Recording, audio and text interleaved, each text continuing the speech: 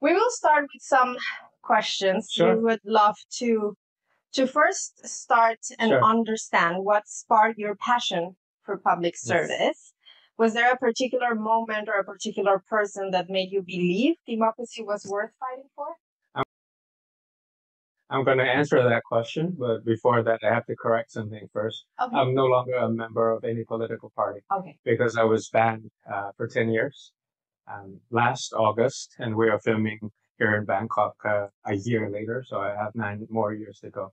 So I cannot let it be on record that I'm a member of any political party or any political affiliation, or we'll get dissoluted once again. That will be the third party that gets dissolved within 6 or 7 years. Now, back to your question. A short answer would be New Zealand. And the name of that person would be the former Prime Minister Jim Bolger. I was maybe 12 at the time, starting to learn about form of governance, started to learn about why you have parliaments and governments and democracies and politics and things like that. Because I travel back and forth between New Zealand and Thailand, and they're both agriculture-backed economies and countries. Then I decided to understand that politics is about who gets what when. Who gets what when. That's governance, essentially, in a sentence. So if you're in an autocratic regime, that might be a different thing.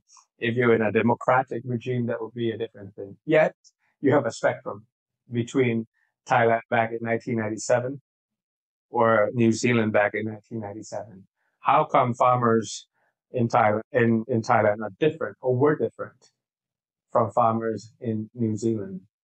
How come laborers in Bangkok slum versus laborers who I used to live with as a host family get a different level of treatment? So that kind of sparked the interest in democracy, sparked the interest in parliament, sparked the interest in politics. So I decided that, it's something that is very interesting, and I ran for office because I believe that Thailand can, I can.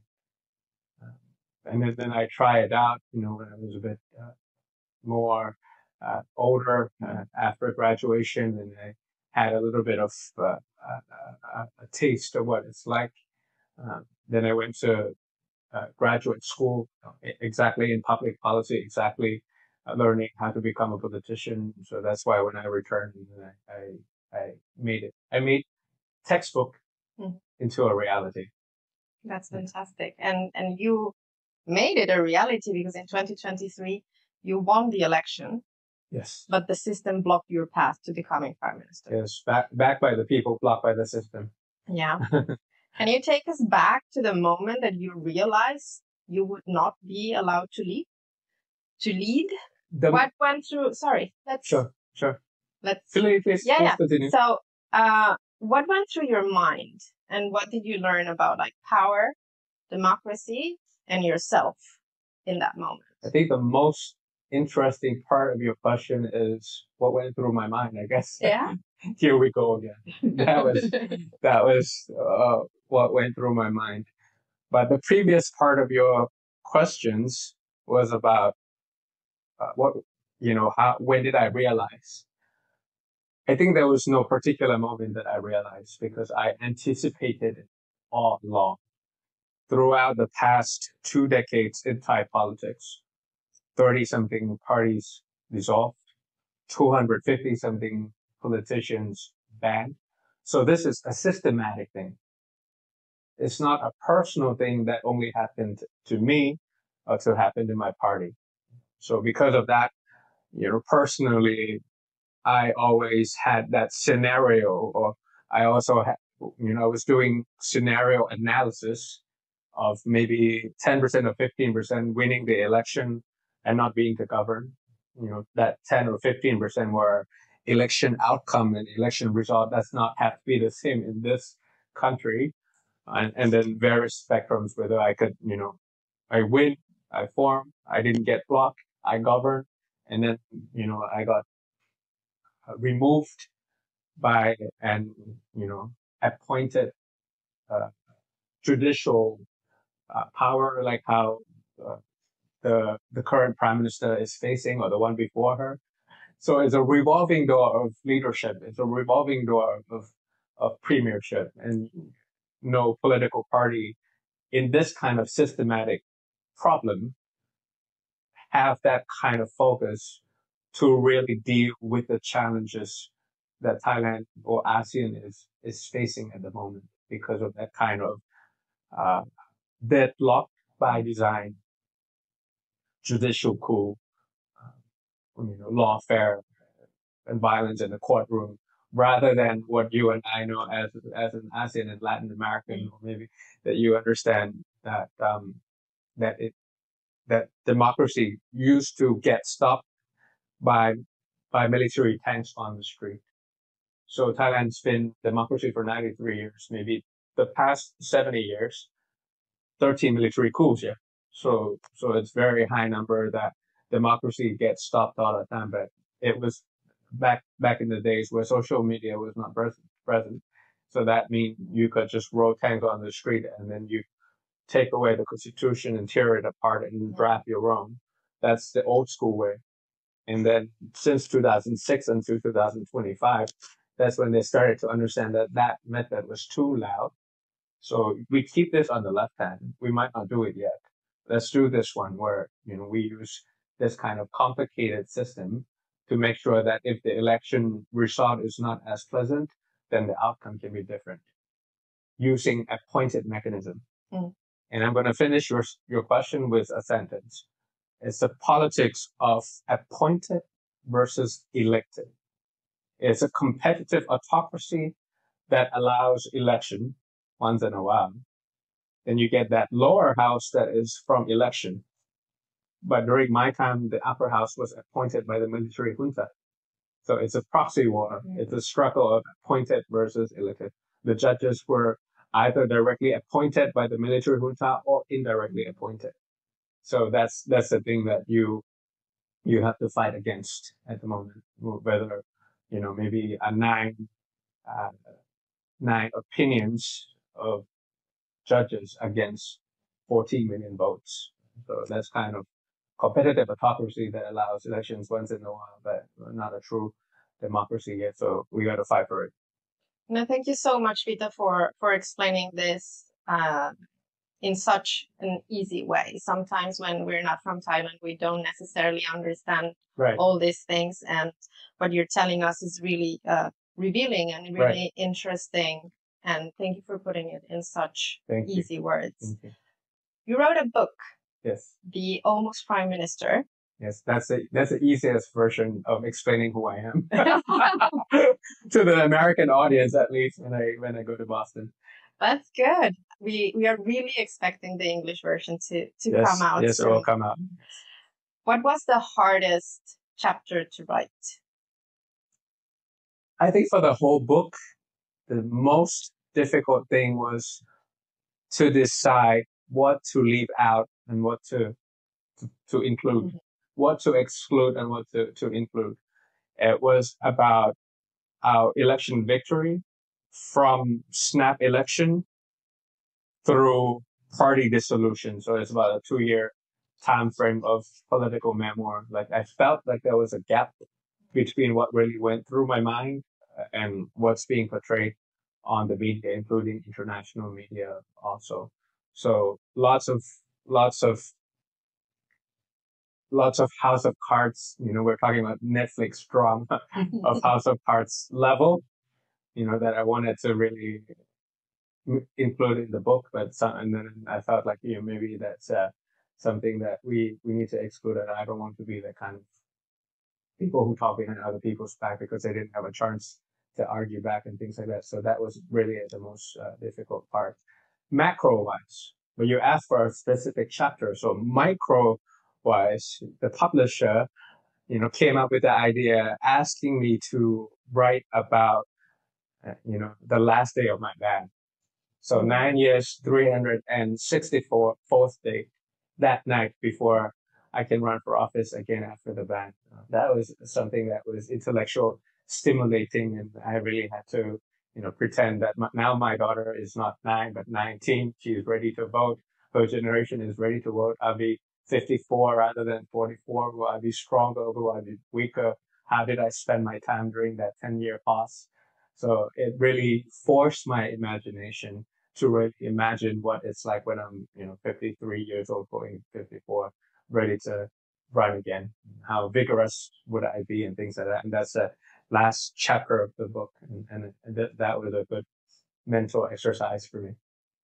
I am sure that you will go back to that chapter at least once a year for the next 10 years. Maybe. To remind you. Maybe in 10 years you will say like, okay, let's see how. It's a wonderful thing. You guys all should do it. It's a self-care feeling that, sometimes you look towards what's ahead of you for the next 5 minutes or 1 hour or 1 week. But if you look in a long term and a lot of things that you're worrying now, it doesn't really matter. So it's a self-healing process of writing. Yeah. After writing that book, do you wish more people understood about what it feels like to serve a bigger cause than yourself, even when you're prevented from fulfilling the mandate given to you by the people? Oh, absolutely. I think the objective of writing a political memoir like that, it's not a biography, so it's not a story about just my life. Mm-hmm. But, we're trying to archive the facts of what happened during that time for that 2-year period, because lots of things happened during that time. And people might forget, or people might, try to use misinformation operation to change the facts and things like that. So we try to archive it. And of course, my personal feelings to it. But the objective of writing the book is that when people read that chapter or a particular page, they will think about what happened that day, what they felt like after the victory, what they felt like when they were going to the ballots, what they thought about when they were campaigning or volunteering and things like that, whether they voted for me or not. But so it's a personal story that is being translated in the reader's story. Once they read this, they'll remember, that campaign rally in the center of Bangkok, not far away from here. And they'll remember whether they were watching from Facebook, from YouTube, or they were in the crowd, and, the kind of feeling that I was feeling on stage. Did they have the same feeling or different feeling? So it's a platform between my feelings towards others' feelings. And if I'm trying to show, fear of failure as well as hope in the right equilibrium in that book, and hopefully people would feel that kind of thing too when they are writing about this, and the chance of, begin again in Thai democracy compared to Myanmar, compared to Venezuela, or democracy in hard places. And they feel like, okay, when next time comes, I'm going to return to ballot and make sure that my voice is heard, rather than voter fatigue, which is by design, by the way. Autocrats are very good at this. They're trying to dramatize politics. They're trying to make politics as dirty and as boring as possible. So voter fatigue by design is an autocratic playbook that they're trying to do all around the world. And it was actually idea report. And I remember the number by a German gentleman. I can't remember his name. He was a PhD something. And he was saying, or one of the alliance, I'm not sure if it's actually from India, but the voting turnout all around the world used to be about 60 something 15 years ago. And in last year's report, it went down to about 50 something. Yeah. In Britain, it was about 50 something. In Japan, it was about 50 something. During my time, it was 76 in Thailand. In South Korea, after an autocratic attempt in December, 82%.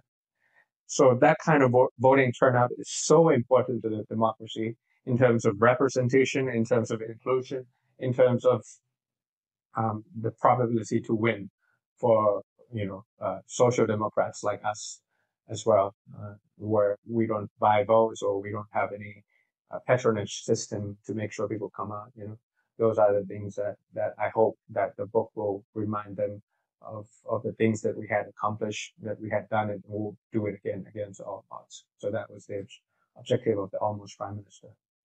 That's very interesting that you're mentioning this, because sometimes we look at the politician, sometimes we look at the person, and we forget all the people that also had hopes for these people to win, to see the change, to see how the country can look different, better or worse, different? We don't know. Yes. So what you're talking about is not just like your emotions. And I really appreciate that you bring that it's also about people's emotions, that where disillusion maybe felt like a betrayal, maybe felt that they did it again, that feeling of what do we do? Exactly. And I think that here the most important thing is to see how you or different political parties deal with this. It's about like empowering what you were saying. Yes. Your daughter is now 9. She will be 19. She will be able to vote for the first time. And like this generation needs to be empowered to understand that political participation is key. And that number is about 1 million per year, by the way. So if election cycle is 4 years, that's almost 4 million new voters coming up every election cycle. So that gives me hope in the sense that they have a future ahead of them. And if you have an inclusive society versus extractive society, it will be better for your future as well as your peers and the people all around the world. But another thing is, I don't think if we can take it for granted that younger generation all around the world will usually vote for inclusive progressive societies, like how it was during my time or your time, like in the past. And I was in America during the election, and we can see that it's not for granted that they'll vote for a particular person or a particular party just because they're young. So I think that's really a tough task ahead of political parties and politicians all around the world to really, empathize with the youth before mobilizing the youth. I mean, all the questions that I guess when I appear in something like this is that how do you mobilize the first-time voter, or how do you mobilize the youth? And, before you mobilize, you have to empathize. In Thailand, they went through 2 military coups and 1 COVID crisis. They probably have seen their parents losing their jobs during the time and never recovered. So they are asking for that kind of system that is linked to the people and respond, rather than, a system where they allow 4 seconds to go vote and never responded again. So it's not just about democracy and election and campaign management, but the ability to really work on the ground 24/7 for 4 years. So that, there's linkages to the people and a quick response. It's about decentralization, it's about demonopolization, so the economy works for everyone and not just the elites here in Thailand, for example. So lots of tasks and lots of work to be done. And you can't ever take it for granted that 90% of my daughter's generation will vote for me automatically, like how, political pundits would assume. Not the case, for sure. No, definitely. Especially in Europe, especially in America, especially in Asia, especially in Japan in the past election. So you really have to, do exactly what democracy means. You really have to understand them. You really have to design policies for them. You have to really to make it happen for them. Absolutely. And the thing also is that new generations, the ones that now are like 20, 25, the historical or political memory, it's not the same as our parents. Well, absolutely. And the awareness is also not the same. Absolutely. Like you see in Eastern Europe, 20-year-olds talking about nostalgia for communism. And I'm like, okay. Or Germany, many places that something that you could never imagine as a mid-age person like myself. It's really resurfing, and it's a pendulum swing. Talking about this, like, how do you define democracy nowadays? Not in terms of like textbooks, or as someone who was blocked, as someone that sees like the importance of youth participation, as someone that sees like the importance of keeping the awareness and bringing in youth, and I am sure other sectors of the population. What does democracy mean to you? Like, not textbook, just you. A messy second chance. Democracy is a messy system, but it's the only system that allows you to have a voice. And it's a messy second chance, especially for people who are listening from Thailand, for example, you went to the polls, you tried your best, and parliamentary people's choice, but parliamentary chaos like myself, and things don't go as planned. But in 2 years, you will have that second chance once again. And I was on a panel with people from Myanmar, from Venezuela, from Bangladesh, and they wouldn't have that kind of chance to even say it. So for us, the ability to fix that mess, it's really up to you whether you showed up, whether you stepped up, whether you stand up and fix the mess. And understand that it's not a straight line, that sometimes it goes like this, but it's really up to you to really make sure it's a pathway for commoners to go forward. So I think, there's no textbook in that. I think Harvard would fail me if I answer it like that, but it's a messy second chance where it's the only system that gives you a voice as compared to any other parts of the world where I had to go through. And then I said, okay, I was banned for 10 years, and other panels from Latin America or from South Asia, and there's like 15 years lifetime, this and that. So that felt like a context that gives me that, okay, this is a messy, a difficult thing, but it's the only one that gives me voice. This messy thing, Thailand's democratic future remains uncertain. What does democratic Thailand look to you today, and has that vision changed since you entered politics? I think the vision is still the same, but it becomes much harder because of various things. I felt like this past year, what I became very interested is on disinformation and misinformation operation. You're allowed the freedom of speech, you're allowed the freedom to access to technology and things like that. But sometimes I feel like we're in a post-truth society or something because of the deepfake techniques and the things like that, and the algorithms of the technology companies, that once you click on something, we don't know what the algorithm is, and we kept being pushed to be polarized in a certain particular area.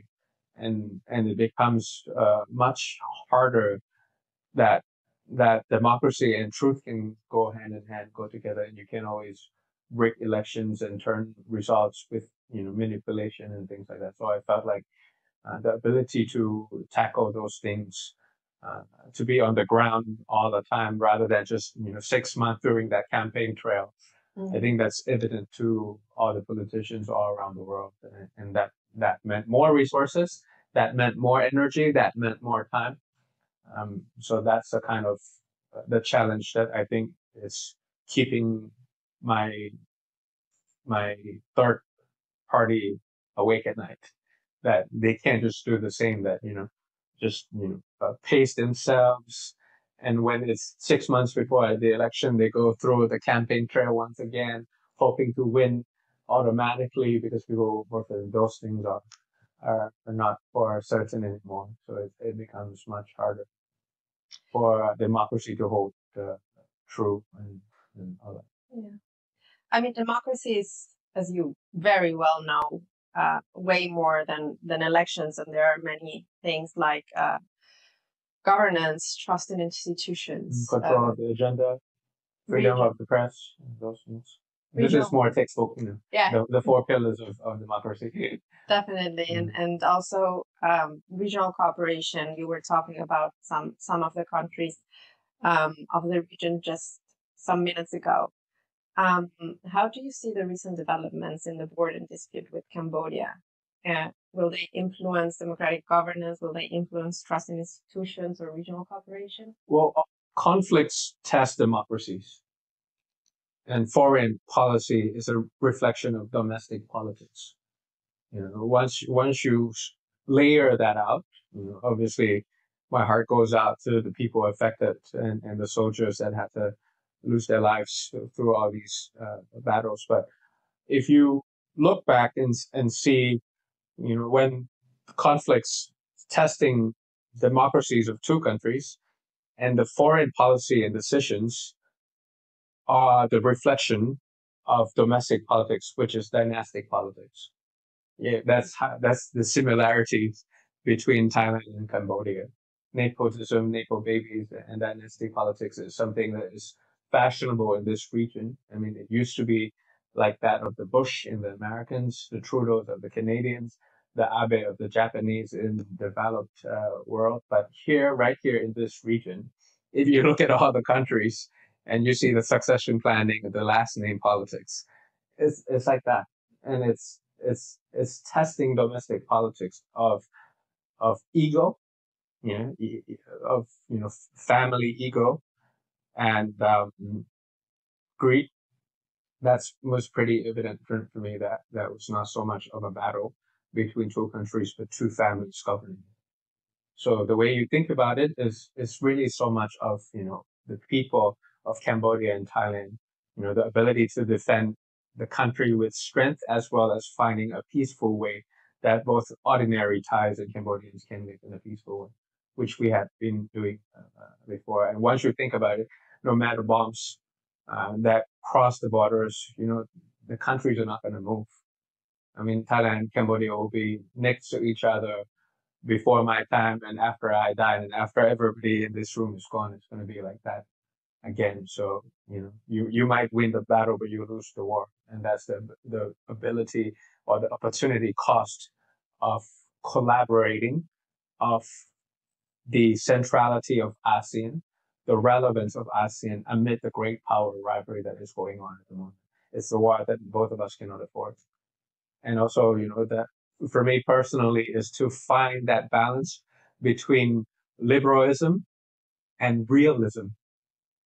How do you become pragmatic about this so that, your voice don't become material for hatred or material for violence?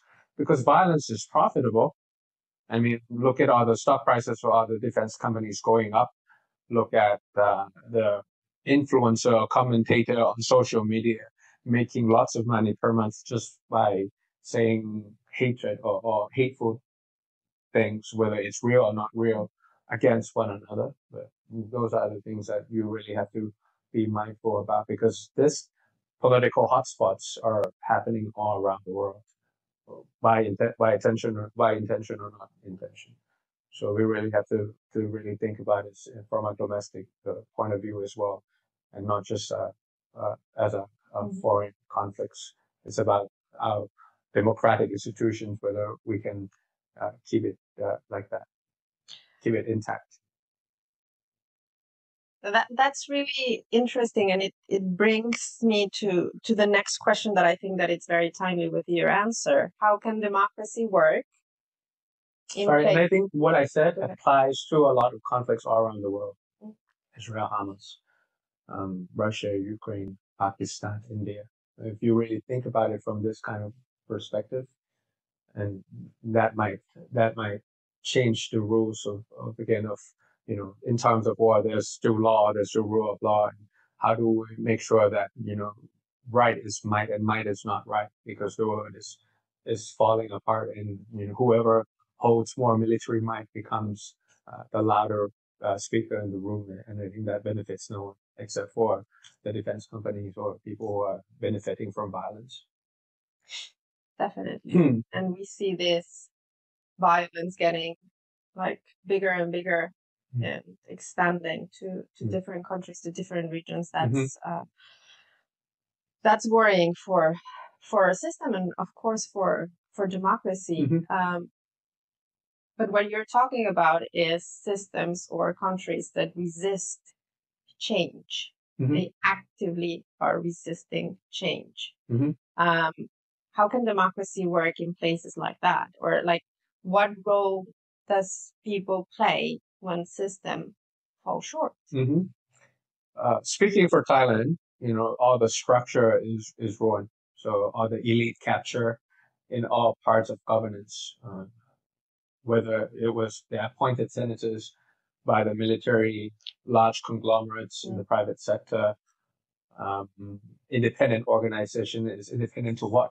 Independent to who? Maybe dependent on the people who appointed them up above, but independent to the people at the bottom where they don't have to really care about the corruption and things like that. Obviously, the structure has to be reformed with transparency, accountability, and all that, you can say. But for me, I think the quick way of doing it is by injecting fresh blood into the system. Mm-hmm. Yeah.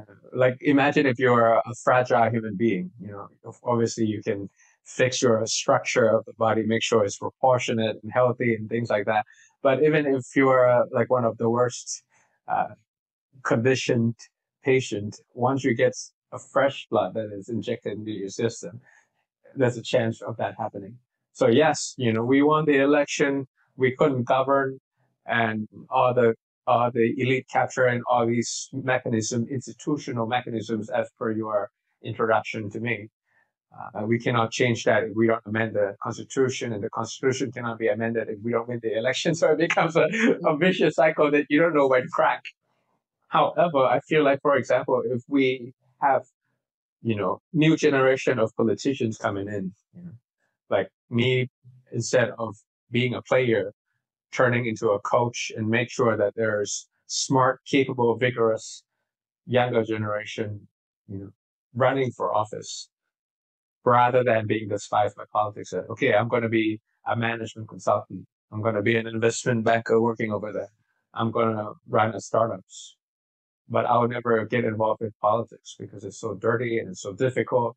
I have to compromise my values and my bank account to really run for office, because it's a hard thing, especially for a mid-aged person like me. I mean, there's a lot of smart, capable people all around the world, especially after I got banned and I traveled to Europe, I traveled to Brussels, I'll be in Zurich, Berlin, Copenhagen, in Boston, obviously, in San Francisco and Stanford area, all the times working for, you know, TSMC, ChatGPT, for, you know, people who got Sundance for their art and their soft power and things like that. But none of them wanted to really get into politics to change technology policy. They don't want to go into politics to have that AI ethics governance mechanism, you know, law and things like that, because they're mid-age. And when they're mid-age, they're like ham in the sandwich. They have the parents to take care of. They have the children to take care of. If I run for Bangkok governor, if I don't win, I cannot return to my previous job. You know, the company will replace me right away. And the financial burden, and do I have to compromise my values to answer the people who give me money to run for my campaigns, campaign financing integrity? You know, these questions, you know, if Move Forward Party and I could do it against all odds without compromising the bank account at all. I mean, our average donation was $15, 15 American dollars. But it was, you know, here comes everybody moment that we finally had some money, probably 1% of our competitors still, but the lean campaign management from data driven, from technology, allowed us to win. You know, we will be able to have precision politics. We were able to prioritize our political canvas and laser focus our resources to those prioritized regions, and won, rather than being all over the place and could not make anything happen. But we prioritize on the greens, meaning, you know, we have a strong candidate, we have a weak competitor, we have a young constituent, we have an increasing counts from the previous elections. 4C: candidate, competitor, constituency, and count. Once I have these criteria, then I could prioritize 160 out of 400 districts. So this is green, this is yellow, which is the swing states, the swing districts, and the red were so conservative that I could never win. And I prioritized my time on that. And I got 151 out of 160, just by being really organized, by being really precise, and being a very lean campaign campaign management organization. And we could do it. And when even that short amount of time in the parliament for about 6 years, I never had to receive a phone call of anyone to vote against my conscience. Like if I took money from, for example, the tobacco companies or the pharmaceuticals, like how it is in America or Europe, and if I were to pass a health law or whatever, and then I couldn't vote to my conscience because I have to return to a phone call of the people who have to took the money. we didn't have to do that once.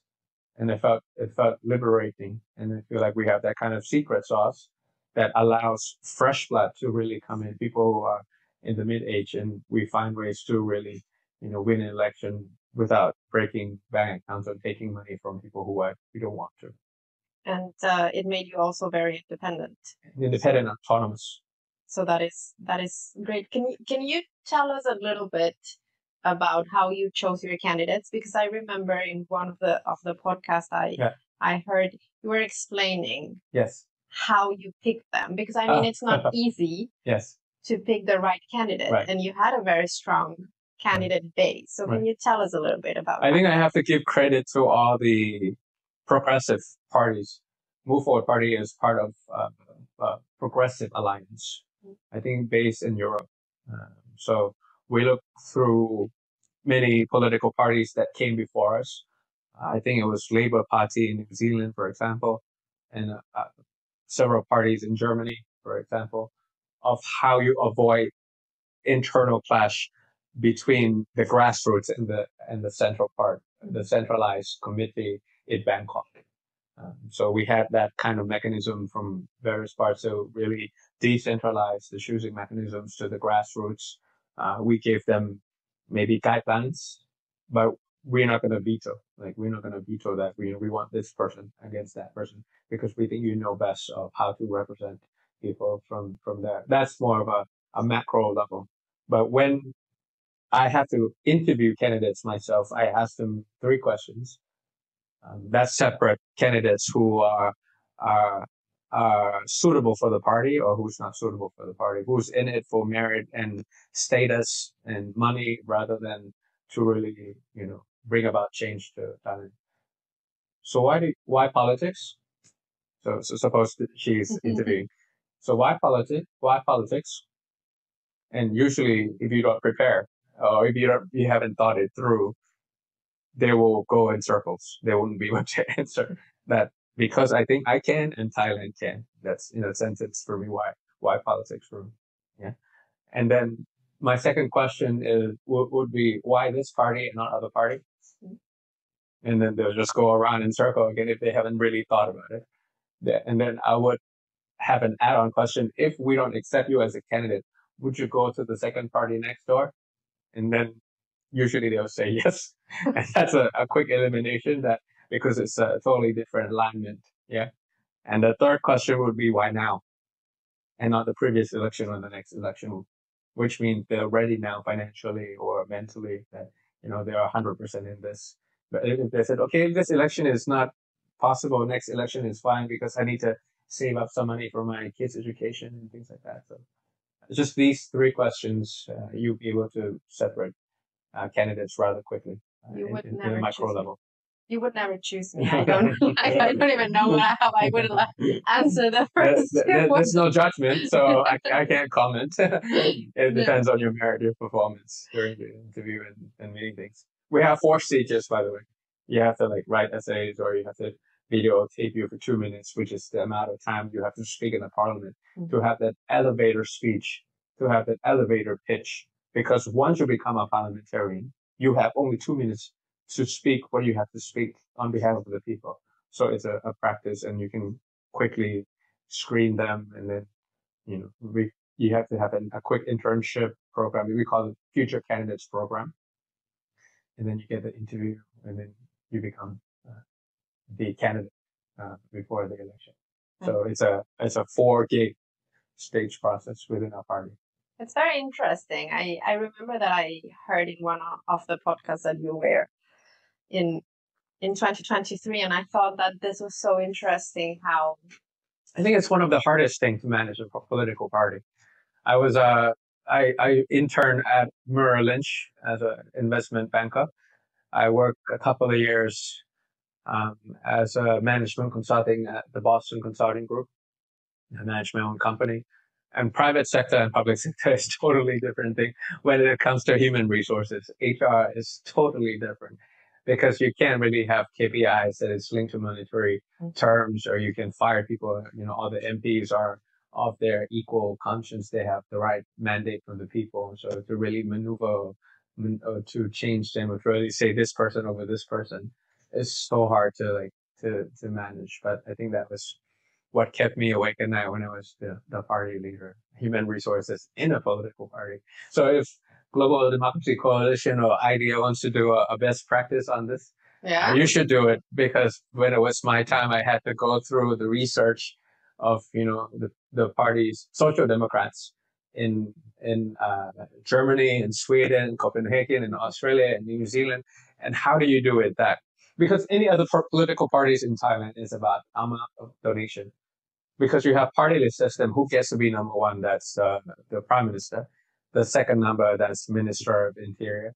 Number three is this and that and that and that, right? So to be in the top 10 in other political parties, I've heard, so you have to verify it, it's about the amount of donation you give for the party. So if you're the highest bidder, you could be number 2, number 3, number 4, number 5. So that's an easy way to justify, because it's quantifiable, right?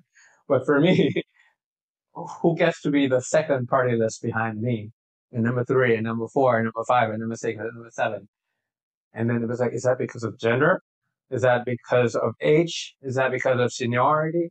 So is this the kind of political party that wants to promote justice and fairness and inclusiveness? But look at the way you design your party list system. And it's very hard to do. So the way we do it is we don't look at individuals or names. We look about agendas that we want to promote. So I think labor is top in the agenda. I think education is top. I think indigenous rights is top. I think creative economy is top. So we put in the agenda we want to drive, and that meant the cabinet position that we wanted. And then we pick people from the group. So indigenous representation will choose their own rep to be included into the party system, but the ranking is by me. So I prioritize based on that. Other parties might prioritize on casinos or having entertainment complex as their flagship model. So you want someone to execute that flagship policy, for example. So I think about the flagship policies and the cabinet positions where I want to negotiate. And then I have individuals plugged in there that is chosen by the factions to avoid any kind of drama within the party. But still, there was still drama. It's politics. I mean, it's how you turn diversity into asset rather than liability, and the ability to include everyone rather than But that kind of top-down decision when you need to do is the difference between being a leader and a boss. A leader, you have the follower and you don't orders. A boss is like, I want it and I want it now. It's that kind of equilibrium of what you need to be, whichever one you want to get results. But to get things done, you really need to do it. I think that it's very interesting what everything that you're saying. I mean, I come from Mexico, and I don't think that any political party in my country actually ever asked any of these questions to any of the candidates. It's really about Mexican politics can be very complicated, but I don't think that it's about even capacity or willingness. Really? Like, people go into politics basically because of money, especially in the small towns. So for me to listen that you were actually interviewing candidates was so interesting, because I thought that it was a very different way of doing politics. I don't know. Again, I learned a lot. Now with the interview with you, but also... But the local election is a different ballgame too. We're talking about parliamentarians. Yep. So national level. Local election, we've had some success, some failures, so we're learning how to do it our way. Yeah. But make sure that it's really not money. Because money is like water tap. Once you turn on, they work. If you turn it off, they don't work. Yeah. So we don't want it. Even if we waste a lot of money, like how they do it in the West, we don't want to use money on buying ads or doing campaign things. So we want to make sure that we do it without monetary terms, because money comes and goes. If one economic crisis, if we don't get that kind of donation anymore, then we don't know what to do. We don't want to risk that. Yeah.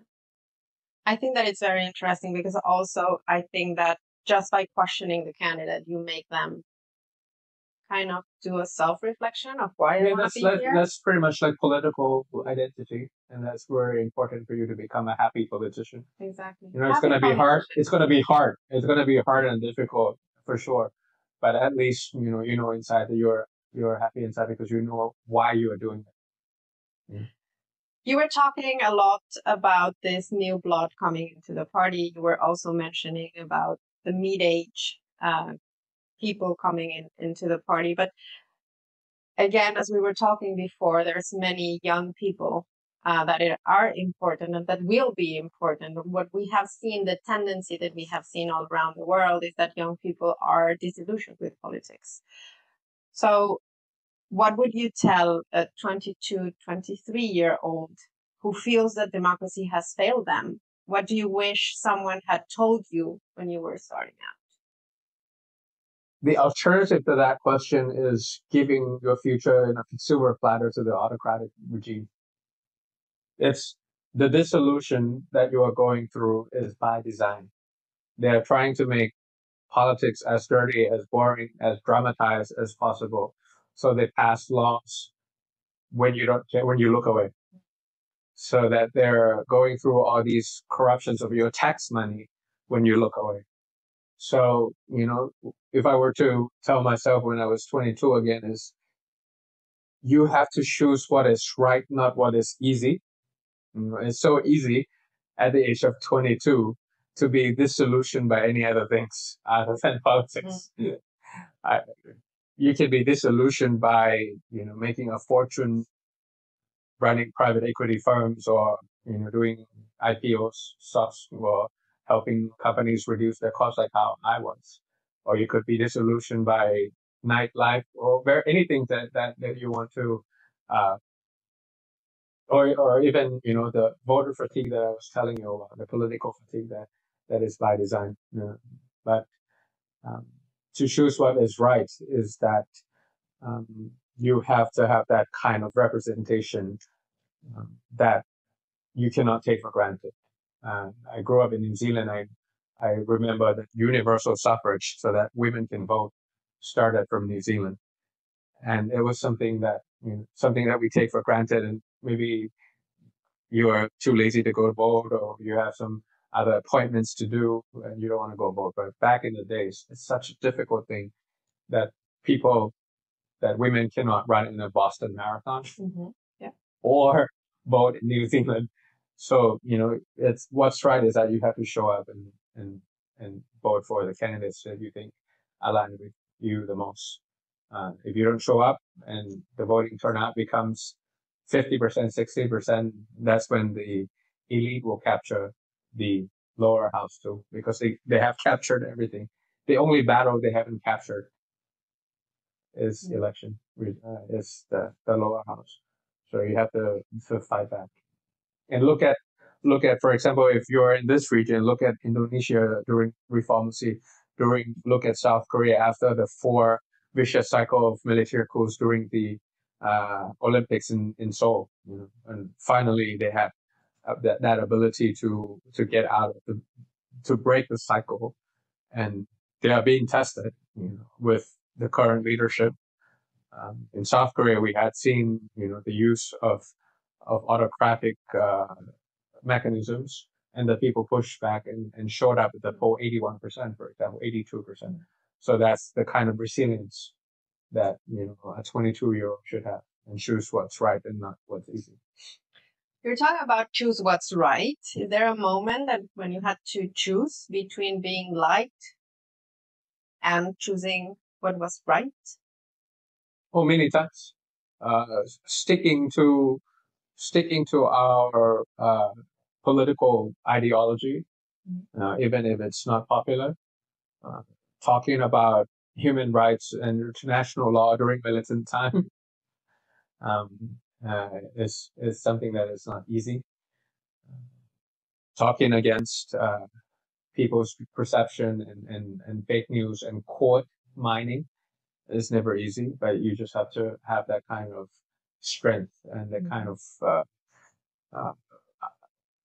ideological grip to to explain that even during wartime, there's international human rights, there's international law to be thinking about it. And, it's not one or the other, that you can defend a country with strength and without thinking about, peaceful solution for the people of both countries. We're coming to an end, and I have 2 more questions for you. What gives you hope when things are falling apart? Younger generation is my power bank, and I get that from Boston a lot by being over there rather than the parliament talking about nonsense. I get to be with the younger generation where I can share and I can learn. I can share with them, I was just like them. So I was a student of politics, of public policy in 2008 to 2011.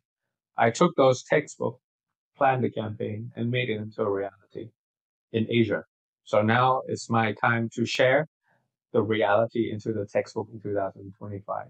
So I have students from Indonesia, students from Colombia, students from Japan, Thailand, Philippines, various places. Like after graduation, I want to run for public office and make a difference. Can you help me? So for me to share, that's something that gives me hope. But at the same time, I can learn. Back in 2011, there was no issue about, access to AI, about how to make sure that AI is an equalizer rather than excluder. What are the things that needs to be done to make sure that AI is an equalizer and not an excluder? Those are the questions that beg dialogue and discussion and things like that. And to be able in the room to listen more than talking, listening more than talking is such a nice liberal liberalization of me, because I was a political party, I was a prime minister of Canada, so I have to have opinion for everything. I have to respond to things. I have to talk. I have to lead the room, But over there, I can finally sit in a room where I don't have to speak and I can listen because other people know more than me. I still have my opinions, but I can keep quiet now because there's so many experts in the room, and I can finally learn. Because if you speak, you're repeating what you already know. But if you're listening, which is a harder skill, you are really absorbing and learning new things about public health, about climate crisis, about extreme heat, about the sponge city to take care of the flooding and so around in Mexico and in Thailand. So it's a new things that are coming up that I could learn at the same time. So that's how I plan the next 10 years to share and to learn and to groom next gen leaders of ASEAN, if not from all over the world. The candidates from Latin America, the question that I get, how much does it cost to start a political party? Because none of them reflect my values. So those kind of things are quite fun to engage with the younger generations. Yeah, definitely. Oof.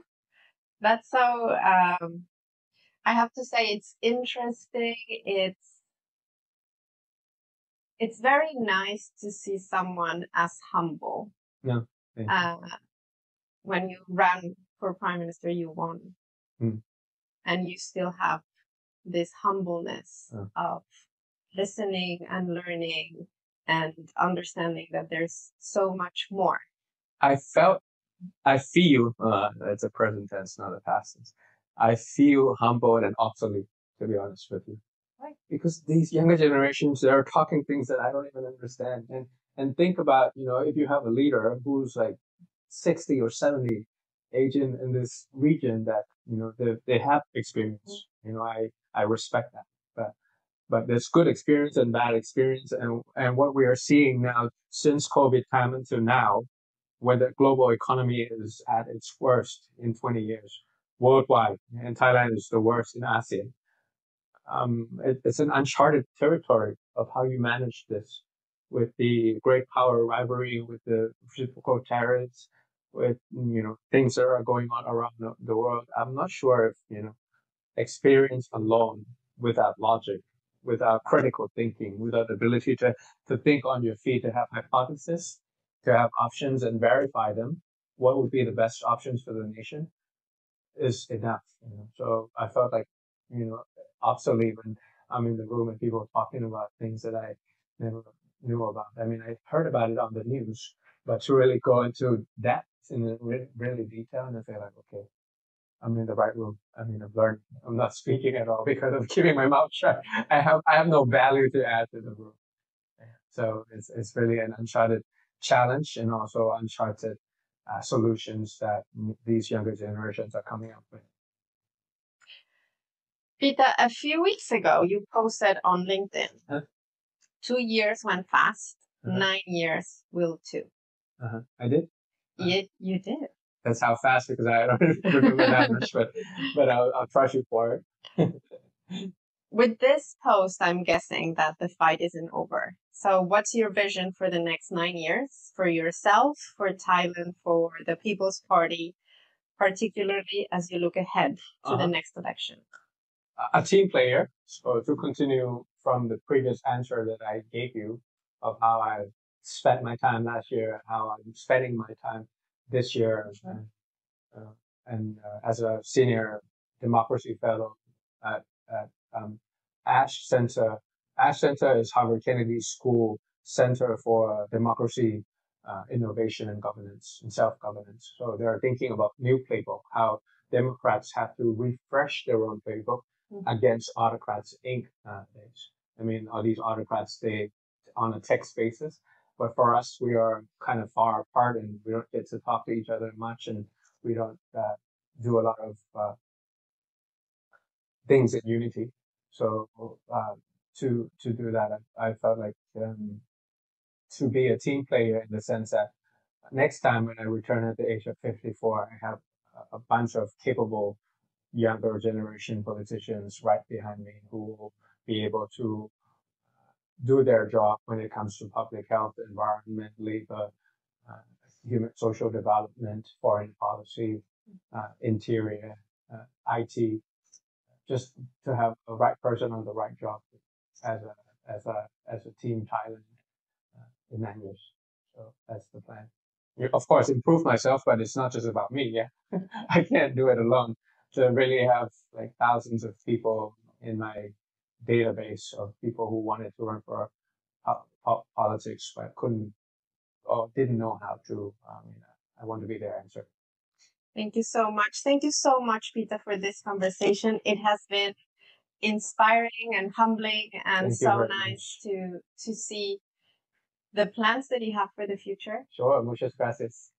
Thank you. Thank you. And thank you so much thank you. Appreciate it. Thank you. Thank you so much to our listeners, and thank you. Special thanks to the Asia Center that hosted us today so graciously and put this amazing setup for us. Thank you so much, and we will see you next week. วันนี้ขอประกาศต่อหน้าทุกท่านในที่นี้ว่าเวลาของพวกเราได้มาถึงแล้วดูคลิปจบแล้วอย่าลืมกดไลค์กดแชร์กดติดตามกดกระดิ่งให้ด้วยนะครับ